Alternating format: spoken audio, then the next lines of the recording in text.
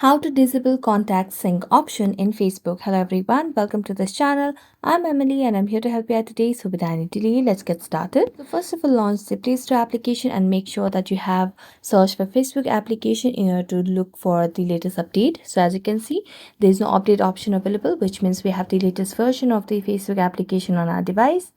After that, we're going to go to the settings of our device and then scroll down to the apps section and then tap on manage apps, and we just have to wait for the list of apps to pop up so that we can find the Facebook application over here and then tap on it, and then go to the permissions over here, app permissions, tap on app permissions, and then here you can see the contacts has been given the access. So just tap on the contacts and tap on don't allow, and this will not give access to the Facebook application to use the contacts, and this will disable the contact sync option in Facebook.